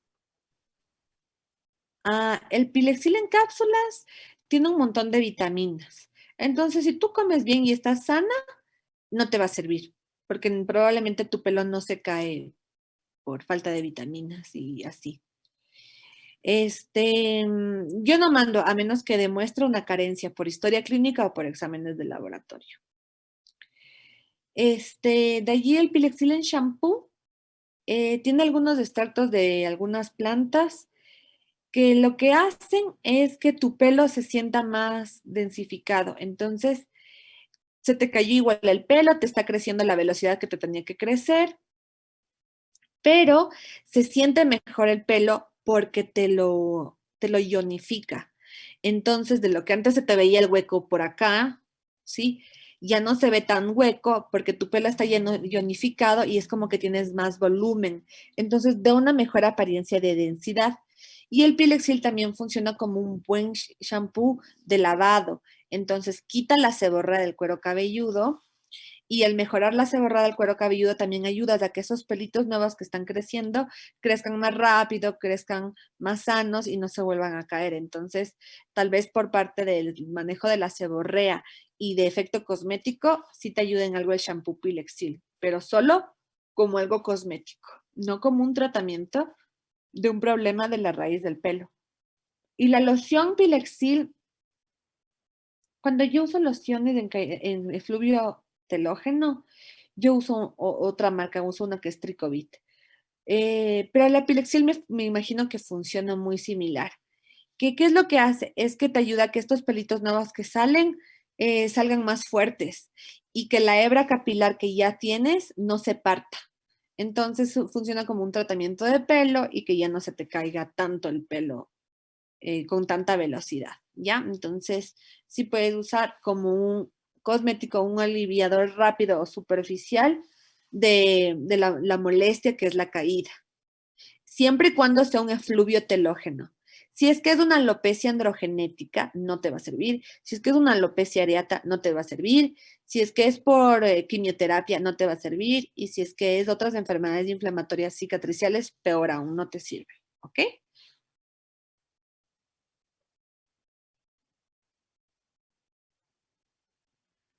Ya, chicos. Ahora sí, ¿alguna otra pregunta? Ya podemos pasar. Ya, ¿no es cierto? Creo que ya hemos visto todo. Sí, Doc. Sí, además ya nos quedan 22 minutos para ver uña. Bueno, uña es súper rápido. Uña es sobre todo anatomía.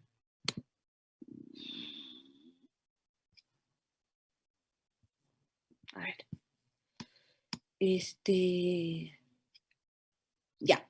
Entonces, cuando estudiamos uña, realmente estudiamos todo lo que es el aparato unguial. Entonces, vamos a ver la anatomía y la histología. En la anatomía lo que tenemos que aprender como médicos es a reconocer los nombres de las partes de la uña, porque no podemos decir esa uñita o la parte que está al lado de la uñita. No, no es cierto, ya somos médicos, tenemos que adquirir las palabras. Entonces, la lámina unguial es lo que corresponde a la uña propiamente dicha. Esta, la lámina unguial, la que nos cortamos, la que crece. La lámina unguial tiene el borde libre, que es lo que nos cortamos, ¿ya? Y tiene una parte blanca que todos tenemos, que se llama lúnula. Si ustedes prestan atención, todos tenemos aquí en forma de una luna más clarita, la lúnula, ¿ya? Debajo de la uña, o sea, de la lámina unguial, yo tengo una parte bien rosadita que se llama lecho unguial. Lecho como que suena a cama, ¿no es cierto? Donde se acuesta la uña. Entonces, el lecho unguial. No sé si a alguien de aquí se les ha salido una uña. A mí, Doc. ¿A ti se te ha salido una uña? Ya. ¿No es cierto que sangraba un montón y que abajo lo que tuviste es esta parte súper rosada? Sí, Doc. ¿Ya? Entonces, esta parte del lecho unguial es sumamente importante en la vascularización de la uña, en la inervación, entonces es súper doloroso por eso cuando se te cae la uña. Y también es importante porque si ustedes ven aquí en este dibujo, no es totalmente rosado, es como que tiene unas lineecitas, ¿ya? Entonces tiene unas estrías, que son como unas rieles para que la uña siempre crezca rectito, si no la uña no sale chueca, ¿ya? Entonces tiene unas rieles. Entonces le permite crecer rectita a la lámina unguial. ¿De dónde crece mi lámina unguial? Va a crecer de la matriz. Entonces, igual que en el pelo tenía una matriz, aquí en la uña también tengo una matriz. Por eso es que cuando nos morimos ya se pudre la matriz, entonces ya no hay manera que nos crezca la uña. ¿Ya? Entonces tenemos la matriz unguial, que la parte distal, o sea, más distante al medio del cuerpo, la parte distal, es justamente la que se ve por transparencia a través de la lúnula. Por eso un golpe en la lúnula es peligroso y les puede hacer que su uña crezca chueca, o crezca mal, o crezca muy delgada, ¿ya? Y la parte de la matriz más cercana al eje propio, ¿no es cierto? A uno mismo, se llama matriz proximal. ¿Dónde queda la matriz proximal? Debajo del pliegue proximal, ¿ya? De la parte más cercana de la uña al dedo, aquí, ¿ya? También tengo algo que no sé por qué todos odiamos y siempre la destruimos, la pobre cutícula, ¿no es cierto? Es la cutícula, que a veces también si es que crece muy lateral, le comemos y le jalamos y nos sangra un montón. Y eso también forra la parte de al lado del tejido blando del dedo, que se llama los pliegues laterales. Y la parte más próxima que cubre la matriz se llama el pliegue proximal.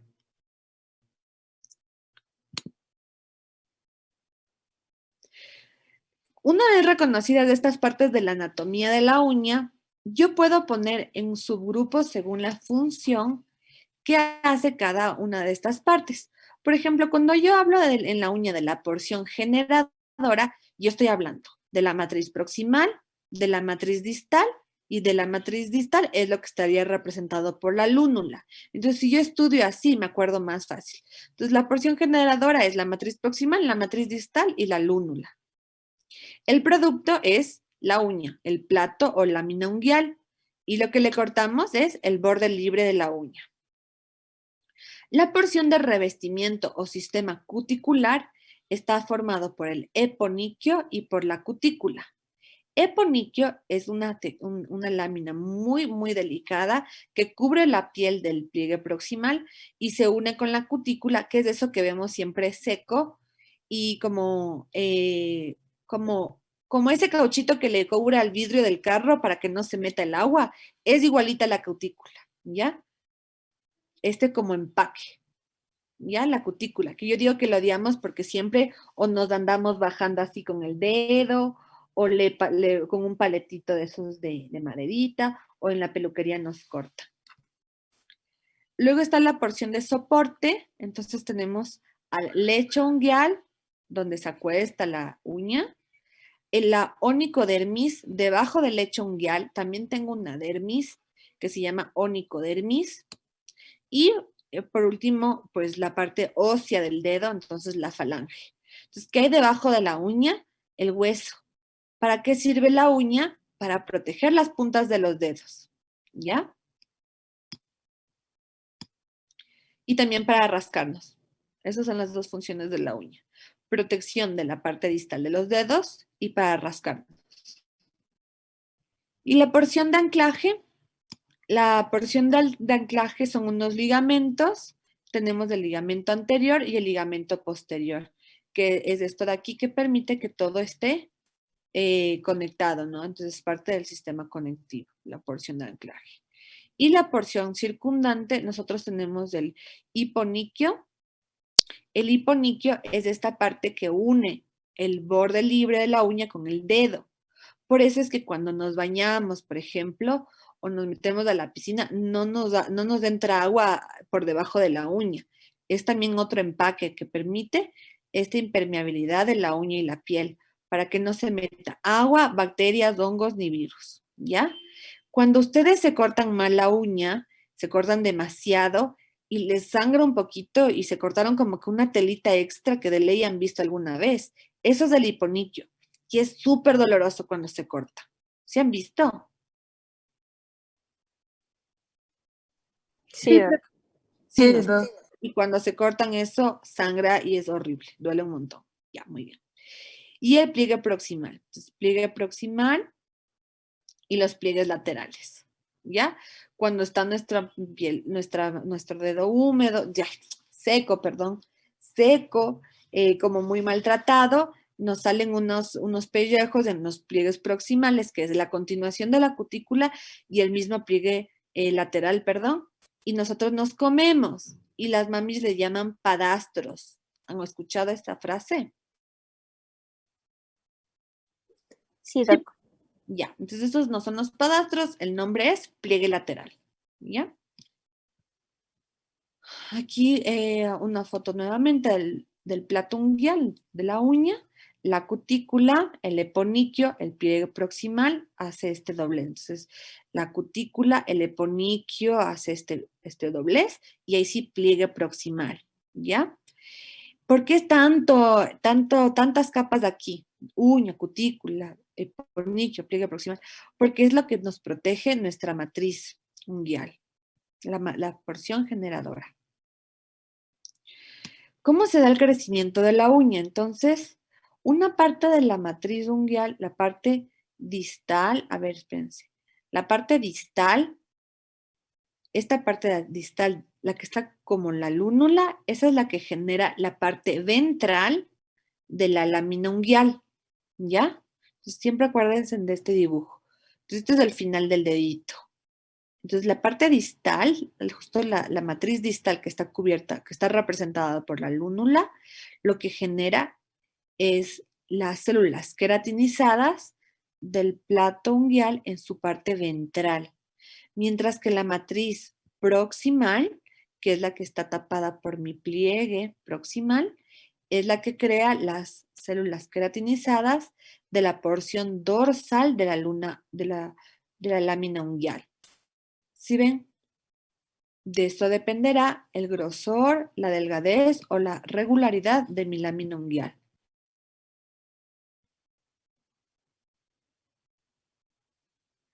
Esto sería un corte, si es que yo hago una biopsia de esta parte, así es como yo vería los pliegues en el microscopio. Yo vería aquí una epidermis basal, luego aquí una epidermis queratinizada representando este pliegue de cutícula. Luego yo vería aquí la lámina unguial representada por células muy rosadas y sin núcleo porque ya son células llenas de queratina muertas. El lecho unguial, donde se da la queratinización de estas en la parte de la matriz. Y miren las células de la matriz. Miren, aquí estaría la matriz distal, ¿no es cierto? Esto azul es lo que estoy viendo acá. Entonces estoy viendo la matriz distal. Bueno, parte proximal y parte distal no está tan en la lúnula. Pero lo que yo quiero mostrarles en la matriz es de estas células con núcleos grandes, basófilas, sí, que me recuerdan a la capa basal de la epidermis, ¿no es cierto? Son los mismos queratinocitos, ¿ok? Son los mismos queratinocitos que tendrán su capa basal de matriz, su parte granulosa, su parte finalmente que se va cornificando, su capa córnea.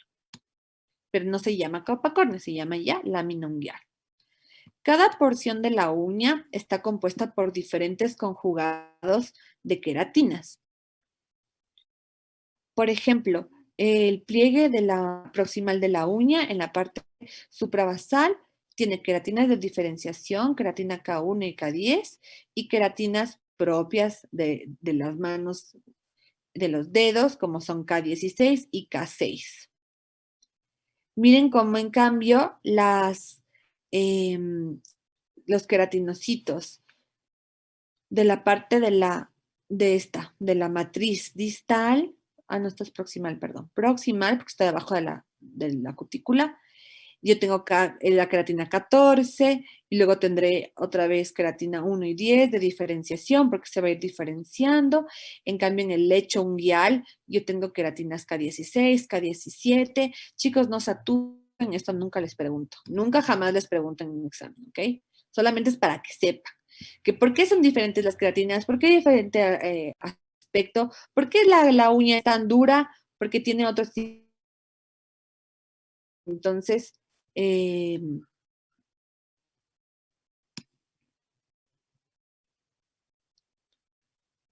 Matrix Tip.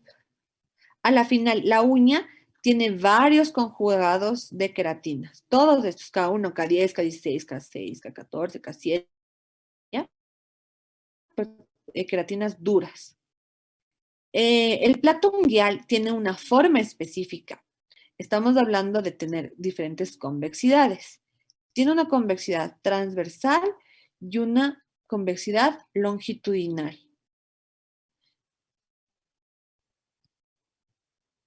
La cutícula, podemos decir que tiene dos partes. Tiene una cutícula verdadera, que si nos cortamos nos duele y nos sangra, y una cutícula falsa, que es la que generalmente cuando nos hacen la manicure, si es que es una buena manicurista, elimina con cuidado y no te sangra ni te duele. ¿Ok? Pero si quitamos la cutícula verdadera, yo estoy dejando aquí una entrada entre la uña y el eponiquio, y miren qué cerca estaría de mis células de la matriz unguial.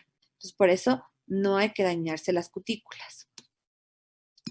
La inervación y irrigación de las uñas, de las manos, está dado por los nervios radial y cubital, que sueltan los nervios distales dorsales y que van a caminar por las regiones ventrolaterales de los dedos de esta forma. Por eso son fácilmente accesibles estos nervios para el bloqueo de los dedos en cirugías de dedos o cirugías de uñas. ¿Ya? Entonces, estamos hablando de estos nervios, del nervio digital palmar, que pasa pues muy cerca de este tendón en la parte interdigital.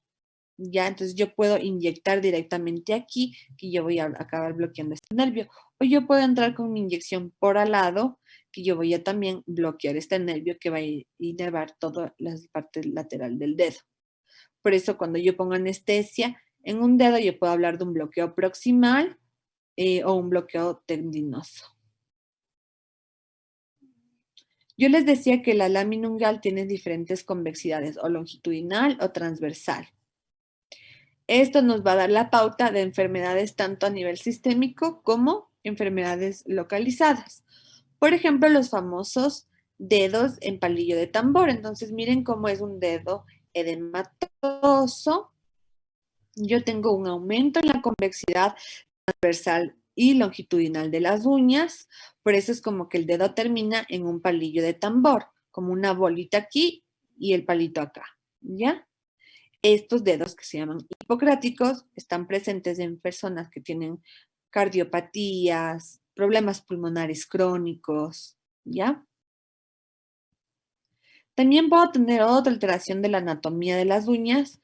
Por ejemplo, esto se llama coiloniquia, que es una uña donde la convexidad en verdad es una concavidad, ¿ya? Y esta uña es anormal. ¿Qué pudo haber pasado aquí?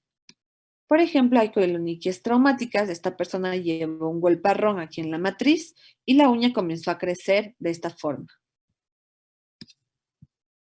Tengo también esta uña que está muy curvada en su curvatura transversal. Esta se llama uña en teja y duele muchísimo. Esto se presenta más en personas más viejitas, tiene que ver con aterosclerosis, por ejemplo, una persona hipertensa, diabética, que ya tuvo su infarto, entonces tiene aterosclerosis. Y yo puedo tener esta malformación de las uñas porque hay una mala irrigación de la matriz. La uña sale gruesa y comienza a curvarse, casi como una uña en trompeta. Entonces el tratamiento de esto o es quirúrgico o con unas prótesis que estiran la uña, porque miren cómo se mete aquí, cómo se encarna aquí. También puedo encontrar uñas con braquioniquia, que es una uña en raqueta, que es una uña más ancha que larga. Y puede estar asociado a una falange corta. Yo puedo pensar, por ejemplo, en problemas de las articulaciones como en la psoriasis o personas que están acostumbradas a morderse las uñas. Eso se llama onicofagia, ¿ya? O también en personas con sífilis congénita, hiperparatiroidismo o braquidactilia. Entonces, cuando yo explore a mi paciente, tengo que verle hasta las uñas, porque puede encontrar claves diagnósticas de síndromes, de problemas metabólicos, de problemas infecciosos, de problemas inflamatorios. ¿Ok? Entonces, siempre, siempre vean las uñas de sus pacientes. Puede encontrar alteraciones también en la coloración de las uñas. Por ejemplo, estas se llaman líneas de Mi. Es una uña que tiene su lúnula blanca, luego le sigue el color rosado normal de la lámina por el hecho. Entonces tiene aquí rojo, luego otra vez blanco, luego otra vez rojo, luego blanco, luego otra vez rojo. Se llaman líneas de Mi y este se debe a problemas de la albúmina, por ejemplo, en pacientes cirróticos o con insuficiencia renal. Y tengo las uñas de Terry, que son muy parecidas, en las que hay una leuconiquia. Entonces, ¿cómo se llama cuando la uña está blanca? Leuco de blanco y niquia de uña, ¿no es cierto? Entonces, leuconiquia, si la leuconiquia es, miren que la lúnula ya no se ve porque está nublada por esta blanquez en la uña. Entonces, la leuconiquia proximal, y con la parte distal normal, se llaman uñas de Terry y están presentes en pacientes con cirrosis, que es un problema del hígado. O yo puedo ver una uña muy, muy roja, como que tuviera sangre dentro, y ahí yo le llamo eritroniquia, ¿ya? Como el eritema en la piel, pero como es en la uña, eritroniquia. O puede encontrar manchas oscuras en las uñas. Esto se llama melanoniquia, ¿ya? Es un pigmento melánico, es decir, entre marrón y negruzco en las uñas, en forma longitudinal. Entonces, una melanoniquia longitudinal. O puede encontrar una separación de la uña, entonces aquí lo que hay es un hueco. Y esta persona se mete un palito por aquí para tratar de sacarse este sucio. Cuando se separa la uña del lecho unguial se llama onicolisis.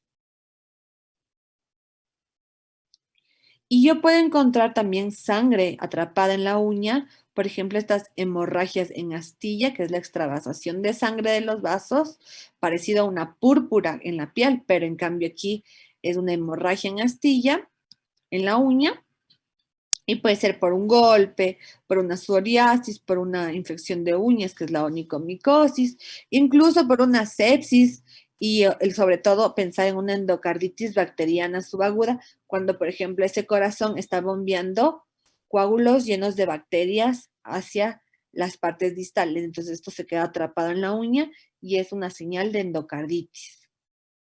Cuando se ven todas las uñas y el paciente está grave, ¿no? No es que el paciente está andando y tienen una uña. No sospechan, ahí sospechan trauma, onicomicosis, incluso en tumores, pero no sospechan sepsis. Y la paroniquia, que es en cambio la inflamación de los pliegues que circundan a la uña, pueden ser estos pliegues laterales y el pliegue proximal. Miren cómo ha habido una pérdida de la cutícula, una atrofia de la cutícula con un daño crónico de la uña. Entonces esto se llama paroniquia. Y la paroniquia puede ser infecciosa o solamente inflamatoria.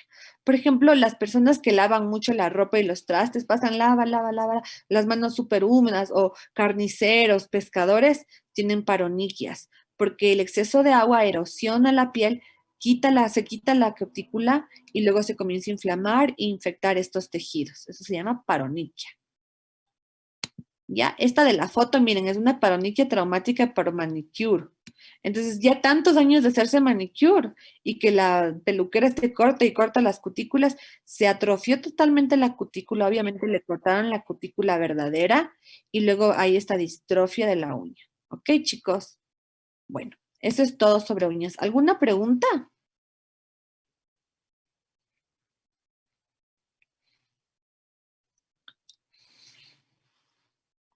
Nada. No, entonces comprendido, aquí lo más importante es la nota de la uña y las porciones, ¿no? ¿Para qué sirve cada una de las estructuras? ¿Listo? Listo, chicos. Entonces, por favor, estudien para su integral. La mitad de las preguntas voy a hacer yo, la mitad de las preguntas va a hacer la doctora Dressendorfer. Y necesito, por favor, que se pongan de acuerdo con qué día van a dar su tercer parcial. No me han dicho nada, Doc. No sé, usted qué